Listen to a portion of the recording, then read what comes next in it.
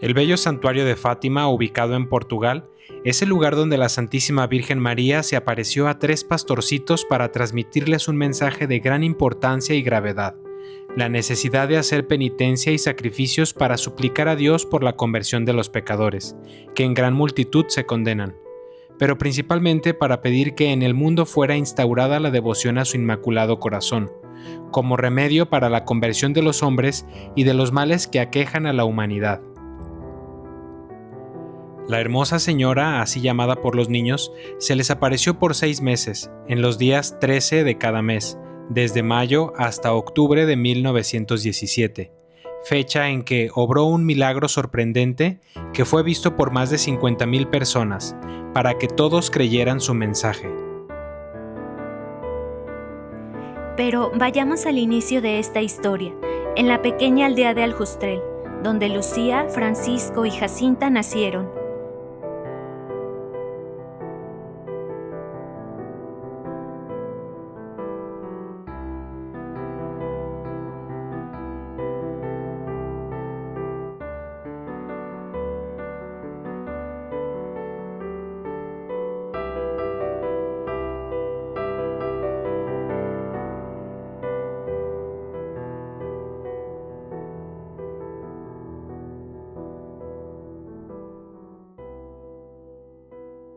Lucía dos Santos fue la última de los 7 hijos que el Señor dio a Antonio dos Santos y a María Rosa, residentes del poblado de Aljustrel.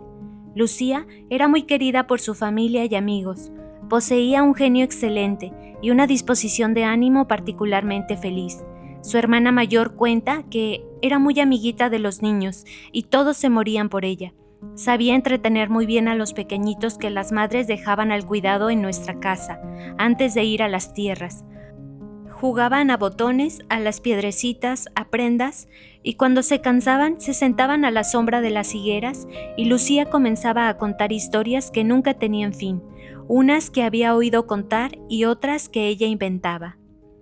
Francisco y Jacinta disfrutaban de estar con ella, y cuando los padres de Lucía le encargaron el cuidado de las ovejas de la familia, sus primos pidieron a sus padres que les permitieran también pastorear sus ovejas junto a Lucía, para estar siempre juntos los 3.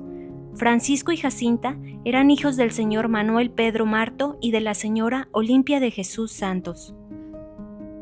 El pequeño Francisco era muy afable, pacífico y condescendiente. Cuenta su madre que era muy valiente, iba de noche solo a cualquier sitio oscuro sin la menor contrariedad. Jugaba con los lagartos y las serpientes, iba detrás de las liebres, raposas y topos. Le gustaba la música. Con su flauta de caña se pasaba horas y horas sentado en una piedra, la mayor parte del tiempo acompañando a Lucía y a Jacinta, que cantaban y bailaban. Francisco tenía un alma particularmente abierta a las bellezas esparcidas en la sierra por la mano del Creador. Cuenta Lucía que un día Francisco vio a un compañero con un pájaro en la mano. Compadecido, le suplicó que lo soltara, y como el otro se negaba a hacerlo, le ofreció unos céntimos para que se lo diera. Al rescatarlo, Francisco lo dejó volar diciéndole: «Ten cuidado, no te dejes atrapar otra vez». Como su hermano Francisco y acaso más que él, Jacinta poseía un alma delicada, llena de los más finos sentimientos. Dice su padre que una cualidad que le caracterizaba era su amor a la verdad. Cuando se portaba mal, su sinceridad la llevaba a acusarse al momento. Le gustaban las ovejas y llamaba a cada una de ellas por su nombre. Estaba la paloma, la estrella, la mansa, la blanquita, los nombres más lindos de su vocabulario. Dice Lucía que los corderos blancos eran su encanto. Se sentaba con ellos al cuello, los abrazaba, los besaba y al anochecer los traía al cuello para la casa, a fin de que no se cansaran y para hacer como el buen pastor que ella había visto en una estampita que le dieron. Amaba el canto y en las largas horas que pasaba pastoreando el ganado, llenaba con su linda voz la soledad absoluta de la sierra. Sentada en lo alto de las colinas o en algún peñasco elevado, no se hartaba de oír el eco de su voz en el fondo de los valles. El nombre con el que más le gustaba hacer eco, dice Lucía, era el de María, y decía a veces el Ave María entera, diciendo la palabra siguiente solo cuando la precedente había terminado su eco. He aquí a Lucía, Francisco y Jacinta en vísperas de los grandes acontecimientos que con 10, 8 y 7 años respectivamente, Nuestra Señora se serviría de ellos para confiar al mundo su celestial mensaje. Su gracia transformaría a estos serranitos rústicos, ignorantes, pero de una inocencia y sencillez angélicas, en verdaderos apasionados por la cruz y en amantes heroicos del Redentor Divino y de su Madre Purísima. Los sitios relevantes en Fátima se extienden más allá de los límites actuales del santuario, pues entre el santuario y el poblado de Aljustrel, los pastorcitos recibieron diversas apariciones del Ángel de la Paz y la Virgen María. Los lugares más relevantes en el poblado de Aljustrel son la casa de Lucía, el pozo de Arneiro, así como la casa de Francisco y Jacinta. Luego, por las veredas donde los niños llevaban a pastorear sus rebaños, se encuentra el lugar llamado Baliños y Loca do Cabezo, y finalmente, ya en el santuario, donde se apareció mayormente la Virgen, se conoce como Cova da Iria. Actualmente, un camino con un viacrucis conecta el santuario con el poblado de Aljustrel y pasa por los lugares donde sucedieron las diferentes apariciones.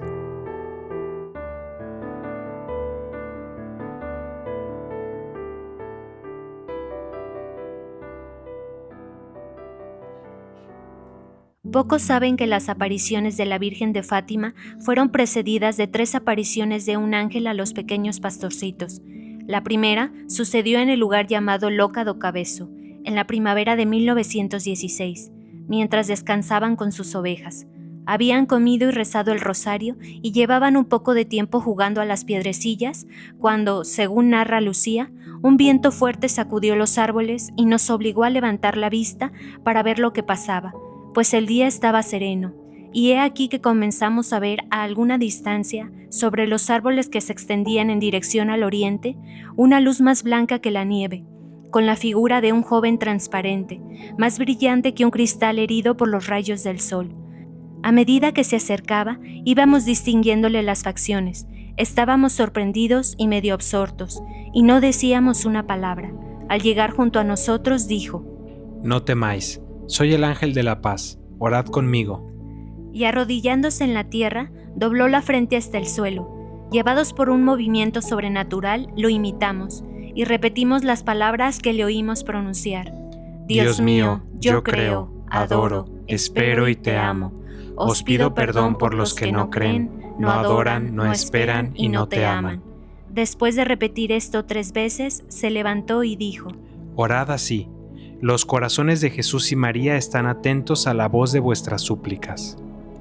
La atmósfera de sobrenaturalidad que nos envolvió era tan intensa que casi no nos dábamos cuenta de la propia existencia durante un buen espacio de tiempo, permaneciendo en la misma posición en que nos había dejado y repitiendo siempre la misma oración.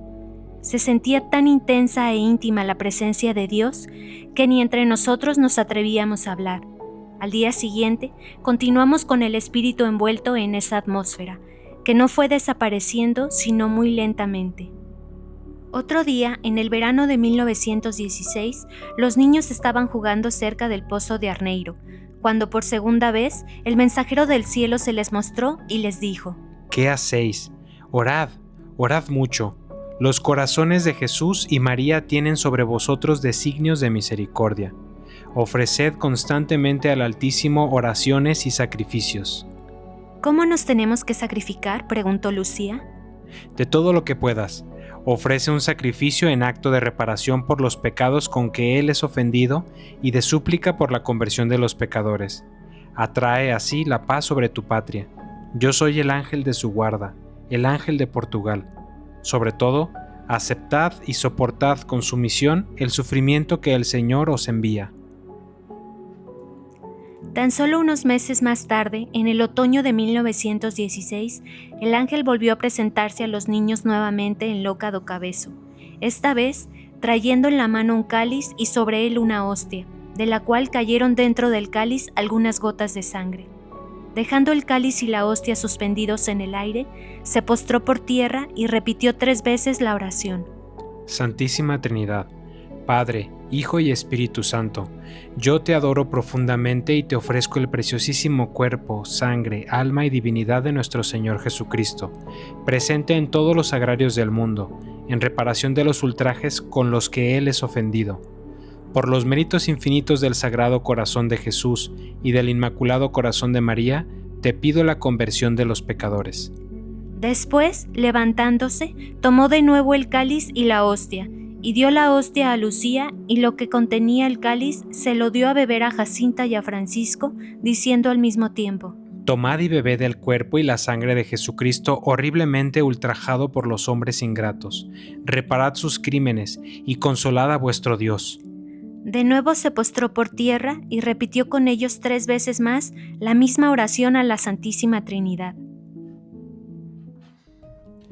Después de las visiones del ángel, los pastorcitos habrían de recibir 5 apariciones de la Virgen en el lugar llamado Cova da Iria, donde actualmente se encuentra la Capilla de las Apariciones, y una aparición en el lugar llamado Baliños, que se encuentra a medio camino entre el Aljustrel y el Santuario de Fátima.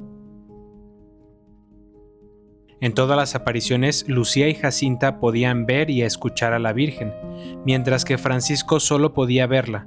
Por eso, al final de cada aparición, ellas compartían a Francisco lo que la señora había dicho. El mensaje que la Virgen María repitió constantemente en sus apariciones fue la necesidad de ofrecer sacrificios por la conversión de los pecadores, también de rezar el rosario diariamente. En la segunda aparición, la Señora del Cielo avisó que haría un milagro el último mes, es decir, el 13 de octubre, para que todos creyeran en las apariciones, y también revelaría quién era y qué es lo que quería. En la tercera aparición, la Virgen reveló a los niños ciertas visiones y profecías abrumadoras, que por mucho tiempo permanecieron en secreto, porque así se los había pedido la Virgen. A continuación, narraremos lo que la Virgen les reveló aquel día. Desde las primeras horas del día 13 de julio de 1917, junto a la encina donde se aparecía la Virgen, mucha gente ya había tomado lugar, tanto personas devotas como curiosos. Los diversos testimonios narran que había cerca de 2,000 personas. Al llegar la Virgen, una luz y una paz celestial inundó a los niños, especialmente a Lucía, que muda, casi no podía creer lo que sus ojos contemplaban.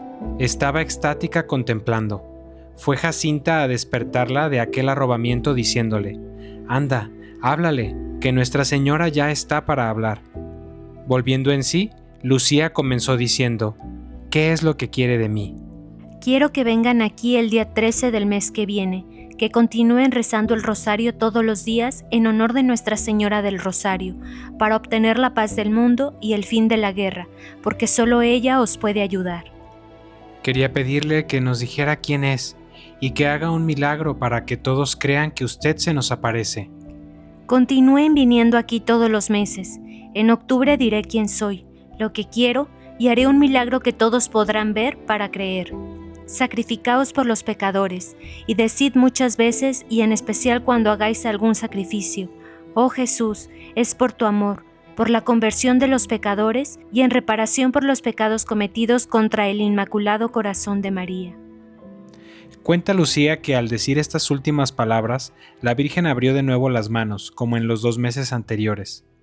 El reflejo pareció penetrar en la tierra y vimos como un gran mar de fuego, sumergidos en ese fuego los demonios y las almas, como si fuesen brasas transparentes y negras o bronceadas, con forma humana, que fluctuaban en el incendio, llevadas por las llamas que de ellas mismas salían junto con nubes de humo, cayendo por todos los lados, semejantes al caer de las chispas en los grandes incendios, sin peso ni equilibrio, entre giros y gemidos de dolor y desesperanza que horrorizaban y hacían estremecer de pavor.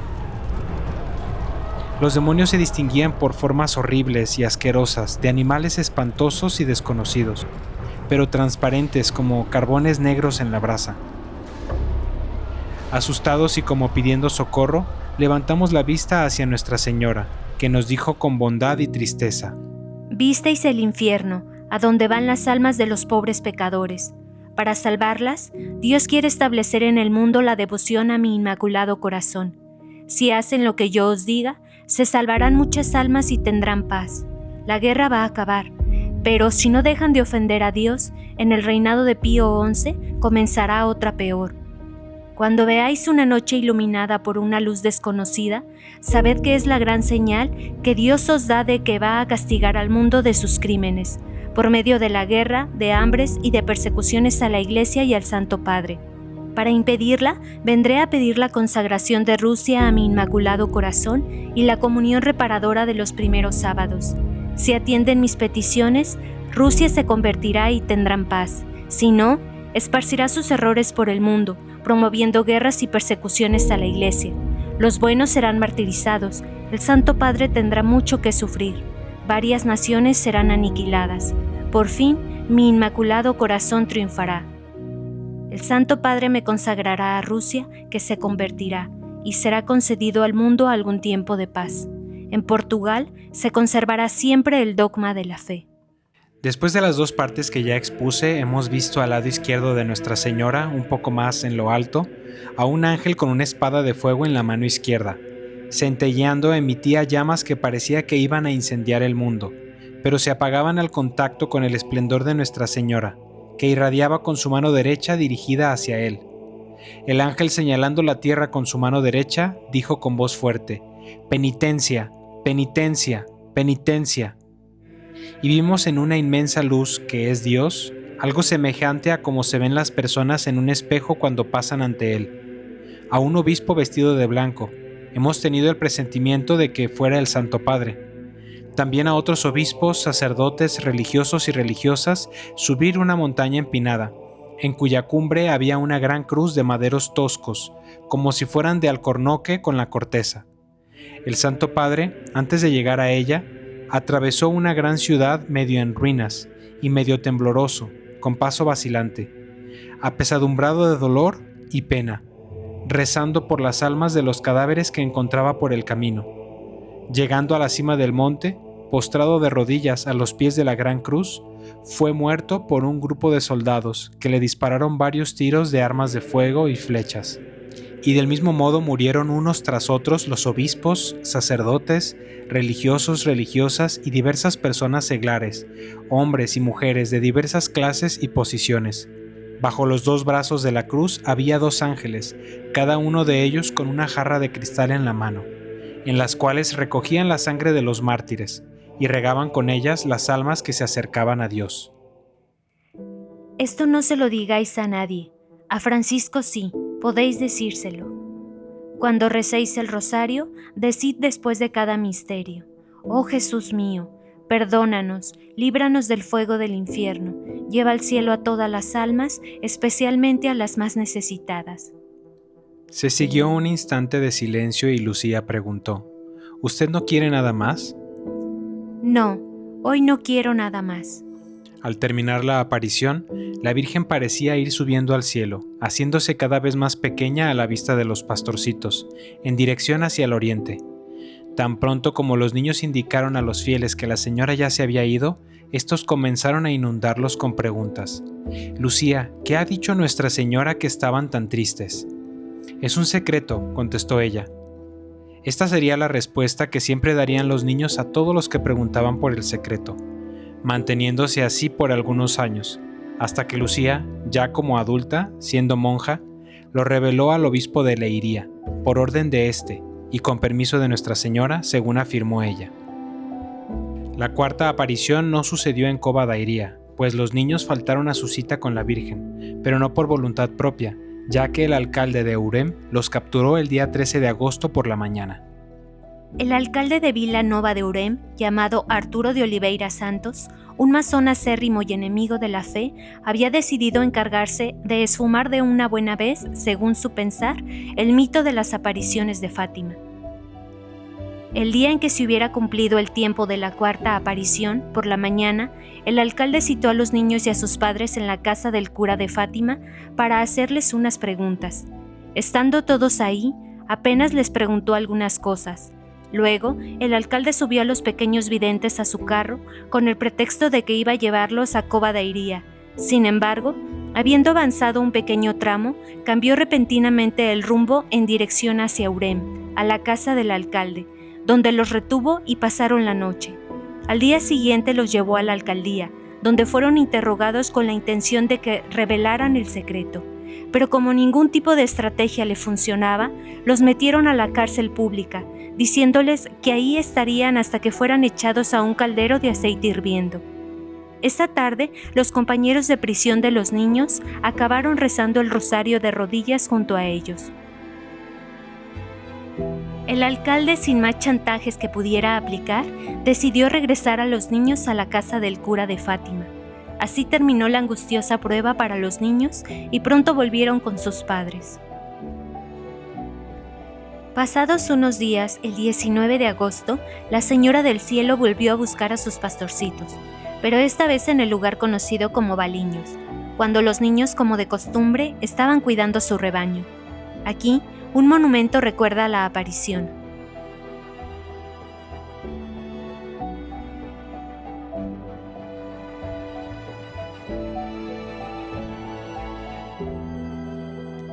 Las últimas apariciones, es decir, la quinta y la sexta, sucedieron de nuevo en la encina de Cova da Iria, con una feligresía expectante que rondaba las 50,000 personas.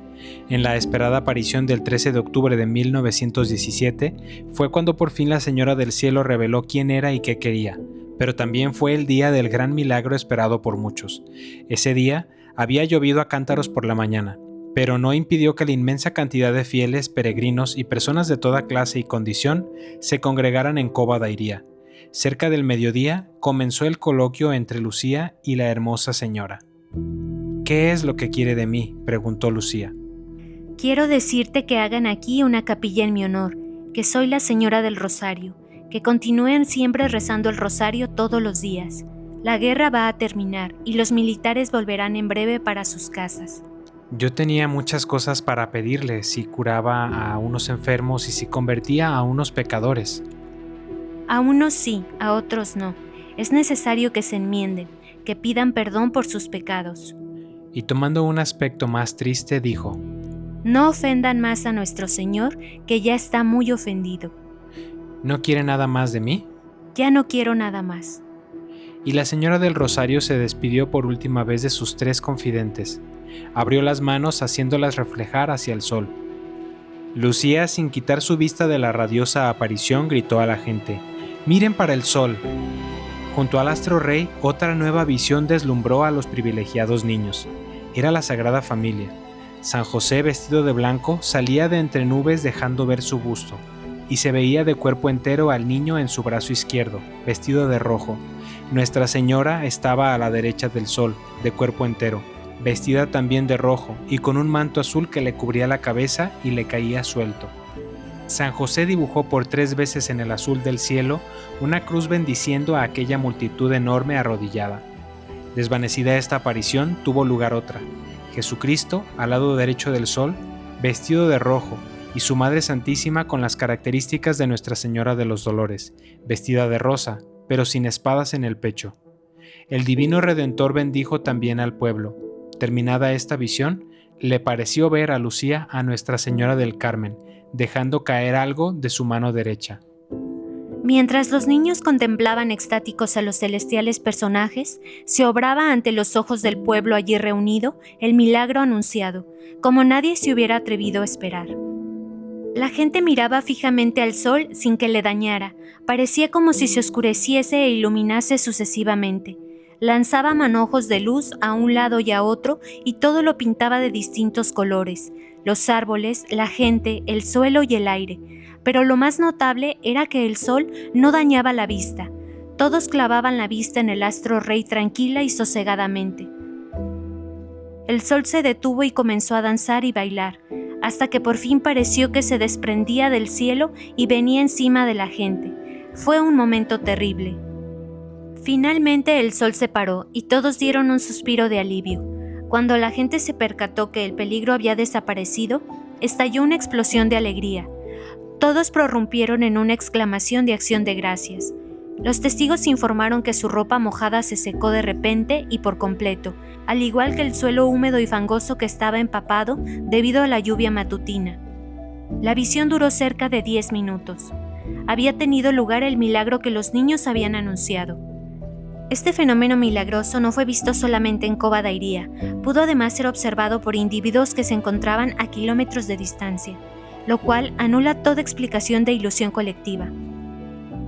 El fenómeno solar fue descrito en los periódicos como el U-Día y el U-Século. La Capilla de las Apariciones constituye el corazón del santuario, pues se hizo en respuesta al pedido de la Virgen María de hacer una capilla en su honor bajo la advocación de Nuestra Señora del Rosario.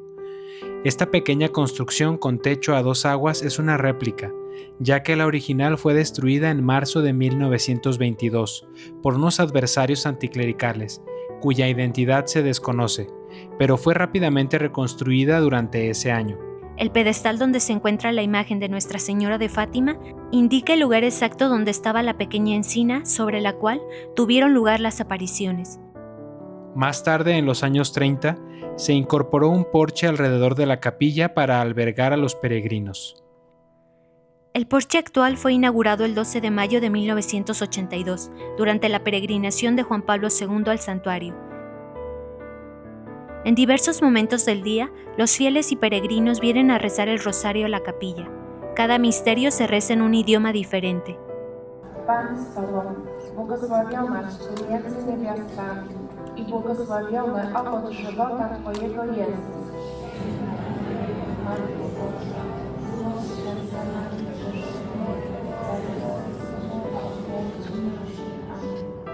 zdrowaś Maryjo, łaski pełna.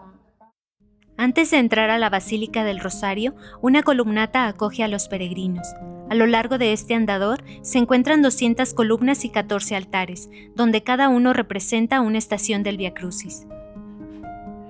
La Basílica de Nuestra Señora del Rosario comenzó a ser construida en 1928 y fue consagrada el 7 de octubre de 1953. Un año más tarde, el Papa Pío XII le concedió el título de Basílica Menor. Es de estilo neobarroco, según un proyecto del arquitecto neerlandés Gerardus van Krieken.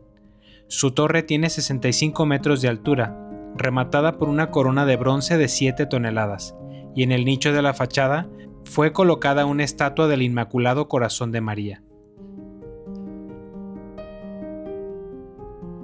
Escrito en el arco sobre el presbiterio se lee una inscripción en latín que dice: Reina del Santísimo Rosario de Fátima, ruega por nosotros.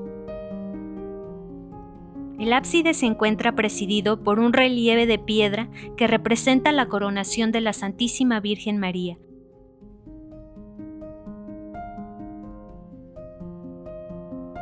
Y a izquierda y derecha del altar se aprecian las estatuas de San Antonio María de Claret y Santo Domingo de Guzmán, fundador de los dominicos y quien recibió de la Virgen la oración del Rosario. A ambos lados del transepto se encuentran las tumbas de los videntes. Los restos de Francisco Marto descansan en el brazo derecho, mientras que los de Jacinta Marto y Lucía dos Santos se encuentran en la capilla situada en el extremo izquierdo. Francisco y Jacinta murieron primero, como lo predijo la Santísima Virgen en su segunda aparición. Sufrieron mucho a causa de una bronconeumonía, pero llevaron con amor su dolor por la conversión de los pecadores. En 1935 se llevaron a cabo las exhumaciones de sus cuerpos. Esa ocasión, el cuerpo de Jacinta fue hallado incorrupto.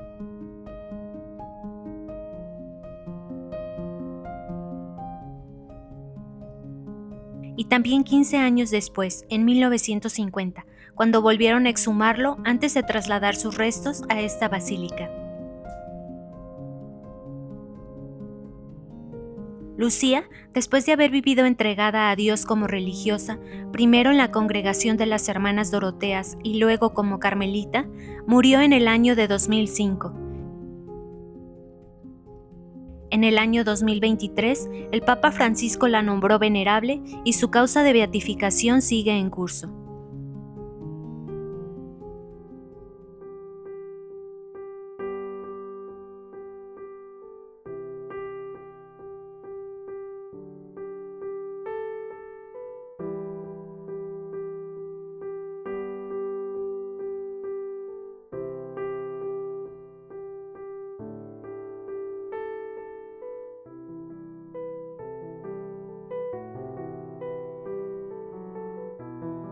La enorme explanada del santuario es conocida como el recinto de oración. Aquí se congregaron los primeros fieles que creyeron en la veracidad de las apariciones del año de 1917, desde mayo hasta octubre. El número de los que se reunían iba aumentando exponencialmente. En la segunda aparición asistieron 50, luego 2,000, después 15,000, 20,000, hasta llegar a ser cerca de 50,000 el día del Milagro del Sol. El recinto de oración está rodeado por frondosas arboledas al norte y al sur, y delimitadas en el este y oeste por la Basílica de Nuestra Señora del Rosario y la Basílica de la Santísima Trinidad. Aquí sucede la procesión de las velas, uno de los ritos más emblemáticos de Fátima. Durante las grandes peregrinaciones que tienen lugar entre mayo y octubre, en la noche del día 12, esta procesión lleva la imagen de Nuestra Señora desde la capilla de las apariciones hasta el altar del recinto de oración. El resto de días, la procesión sigue un recorrido por el recinto de oración, regresando a la capilla de las apariciones. La procesión fue organizada por primera vez en la década de 1920 y tiene su origen e inspiración en la tradición del santuario de Lourdes en Francia. Desde las apariciones de la Virgen de Fátima en 1917, la cátedra de Pedro ha sido ocupada por 9 pontífices y 4 de ellos han venido al santuario. El primer sucesor de Pedro en peregrinar a Fátima fue San Pablo VI, el 13 de mayo de 1967, con ocasión del 50 aniversario de la primera aparición en Cova da Iria. El segundo pontífice fue San Juan Pablo II, que visitó Fátima en 3 ocasiones: el 13 de mayo de 1982, en el primer aniversario del atentado perpetrado contra su vida en la Plaza de San Pedro, el Papa peregrino viajó a Fátima para agradecer a la Virgen por haberlo protegido. Vim para agradecer a Divina Providencia neste lugar. 10 años después de haber sido salvado por la mano materna de María en el atentado, el Papa polaco regresó a Portugal para visitar el santuario en agradecimiento. Y en su última visita en el año 2000, con ocasión del jubileo, beatificó a los videntes Francisco y Jacinta Marto. Al conmemorarse los 10 años de la beatificación de los pastorcitos, Benedicto XVI también peregrinó al santuario. El 13 de mayo de 2010 celebró una multitudinaria misa, en la que dijo a los peregrinos de habla hispana: «Queridos peregrinos de lengua española, que habéis acudido con entusiasmo a este encuentro ante la Virgen de Fátima para compartir con tantos otros devotos vuestra confianza y fervor a nuestra Madre del Cielo, la Santísima Virgen María. Que ella os lleve con ternura y mano segura hacia Cristo, su Hijo, y sea así fuente de gozosa esperanza y de firmeza en la fe». Más recientemente, en 2017, con motivo del centenario de las apariciones de la Virgen del Rosario, el Papa Francisco peregrinó a Fátima y presidió la canonización de los hermanos Francisco y Jacinta Marto. Durante la homilía que pronunció, aseguró que María, previendo y advirtiéndonos sobre el peligro del infierno al que conduce una vida sin Dios, se apareció en Fátima a 3 pastorcitos para recordarnos la luz de Dios que mora en nosotros y nos cubre. Fátima es sobre todo este manto de luz que nos cubre, tanto aquí como en cualquier otra parte de la tierra, cuando nos refugiamos bajo la protección de la Virgen Madre para pedirle, como enseña la Salve Regina, muéstranos a Jesús. Desde entonces, cada 20 de febrero, la Iglesia Católica celebra a San Francisco y a Santa Jacinta Marto. En el año de 1973 se vio la necesidad de construir una nueva iglesia en el santuario, pues la Basílica de Nuestra Señora del Rosario ya no tenía la capacidad para acoger cabalmente a los peregrinos, particularmente los domingos y otros días de mediana afluencia. Por eso, en 1997, el santuario organizó un concurso internacional, del cual resultó la selección del arquitecto griego Alexandros Tombasi.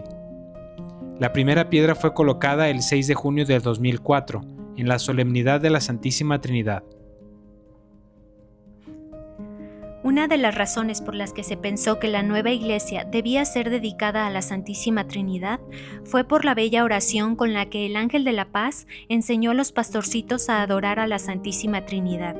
Santísima Trinidad, Padre, Hijo y Espíritu Santo, yo te adoro profundamente y te ofrezco el preciosísimo cuerpo, sangre, alma y divinidad de nuestro Señor Jesucristo, presente en todos los sagrarios del mundo, en reparación de los ultrajes con los que Él es ofendido. Por los méritos infinitos del Sagrado Corazón de Jesús y del Inmaculado Corazón de María, te pido la conversión de los pecadores. La Iglesia de la Santísima Trinidad fue dedicada el 12 de octubre de 2007 y en el año 2012 se le concedió el título de basílica.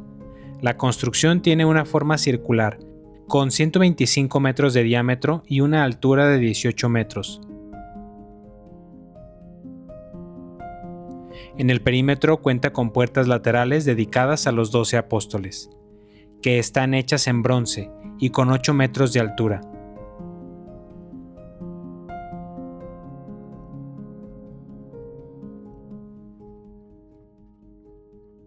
En la parte superior de la fachada de ingreso se encuentran 20 paneles representativos de los misterios del Rosario.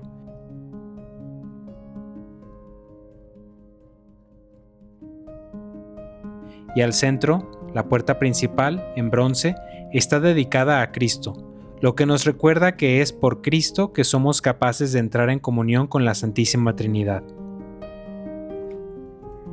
La techumbre está soportada por 2 vigas de 182 metros de longitud que atraviesan de lado a lado el edificio, generando un espacio libre interior de 80 metros de largo y una altura máxima interior de 21 metros. Cuenta con asientos hasta para 8.633 fieles y el presbiterio tiene capacidad para cerca de 100 concelebrantes. El retablo consiste en un mosaico de 10 metros de altura por 50 de largo, hecho en terracota dorada, moldeada manualmente. Representa al Cordero Pascual en el centro, flanqueado por santos y ángeles. Debajo de un crucifijo de bronce de 7.5 metros de altura se encuentra el altar, que está constituido por un bloque único de piedra que pesa cerca de 16 toneladas. En la cara frontal fue colocado un fragmento marmóreo de la tumba del apóstol Pedro, sobre la cual está constituida la Basílica de San Pedro en el Vaticano.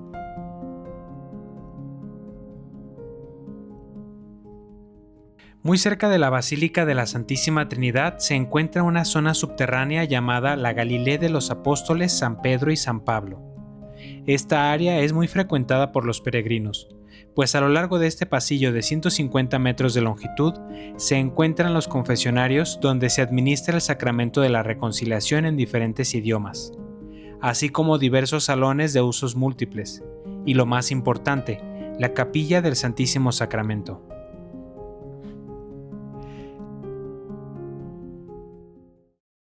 Las revelaciones de la Virgen no terminaron con aquel milagro multitudinario del sol. Después de la muerte de Francisco y Jacinta, Lucía recibió más apariciones de la Virgen María, como la que recibió el 10 de diciembre de 1925, cuando ya era monja de las Hermanas Doroteas. Encontrándose en el convento de Pontevedra, España, se le apareció la Santísima Virgen y a su lado un niño suspendido en una nube. La Virgen le mostró un corazón rodeado de espinas, mientras que el niño le dijo: Ten pena del corazón de tu Santísima Virgen que está cubierto de espinas, que los hombres ingratos en todos los momentos le clavan sin que nadie haga un acto de reparación para eliminarlos. Enseguida dijo la Santísima Virgen: Mira, hija mía, mi corazón rodeado de espinas, que los hombres ingratos a todos momentos me clavan, con blasfemias e ingratitudes. Tú, al menos, me vienes a consolar.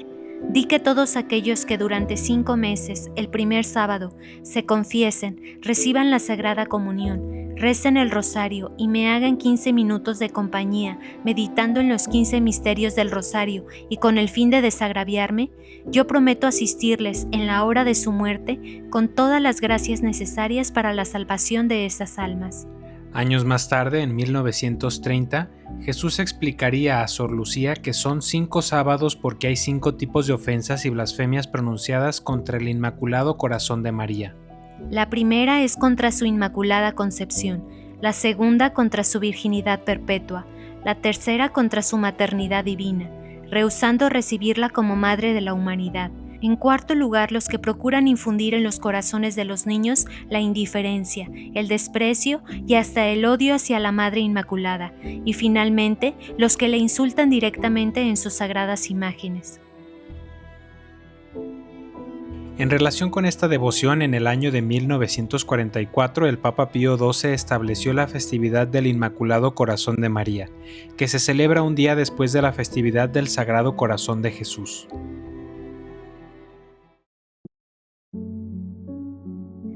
Muchos se preguntan por el significado de la visión que la Virgen transmitió a los niños en la tercera aparición de 1917 y que por muchos años permaneció en secreto.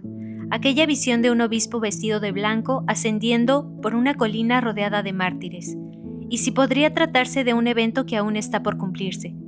Ante esto, la Congregación para la Doctrina de la Fe, en los tiempos en que el cardenal Ratzinger era prefecto, emitió una interpretación de la visión, misma que fue confirmada por Sor Lucía como una interpretación válida.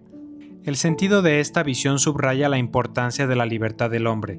El futuro no está determinado de un modo inmutable, y la imagen que los niños vieron no es una película anticipada del futuro, de la cual nada podría cambiarse.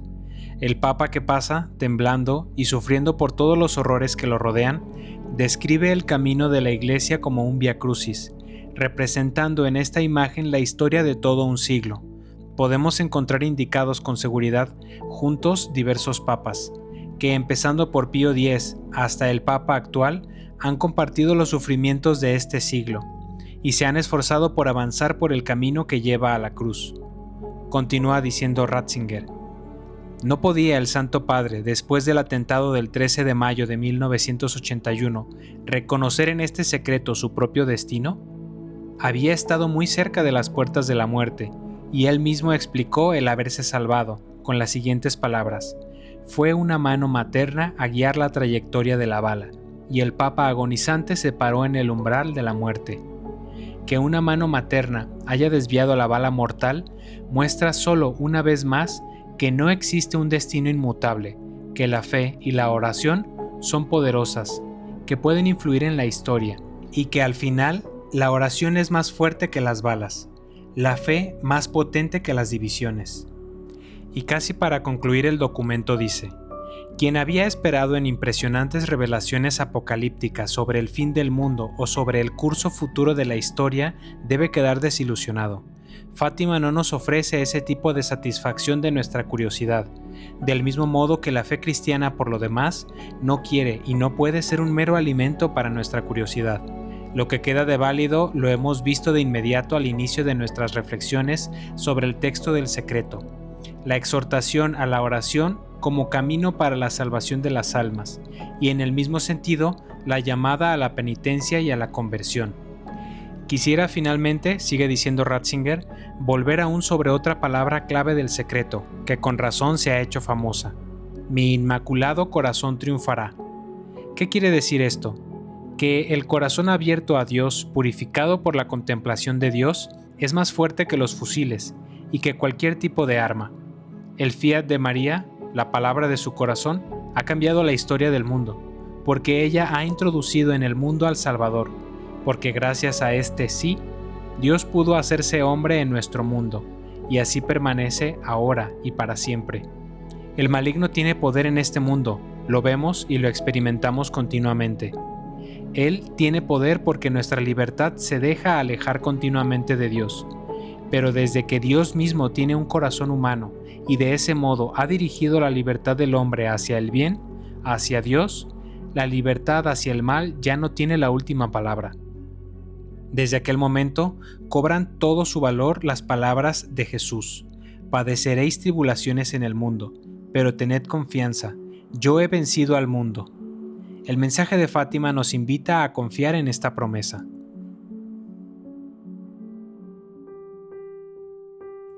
Te invitamos a profundizar más en las vidas heroicas de los pastorcitos, que enseñados con amor maternal por la Virgen María, supieron unir a la cruz de Cristo todos los sufrimientos de su vida, para suplicar a Dios la gracia de la conversión de los pecadores. Igual que los niños videntes, recemos a diario el Santo Rosario, por la paz del mundo y para que en unión con su Hijo Jesucristo, el Inmaculado Corazón de María, triunfe en nuestras vidas y en todos los acontecimientos presentes. Gracias por habernos acompañado en esta peregrinación. Si te ha gustado el video, compártelo y no olvides suscribirte a nuestro canal. Nos vemos en la próxima peregrinación.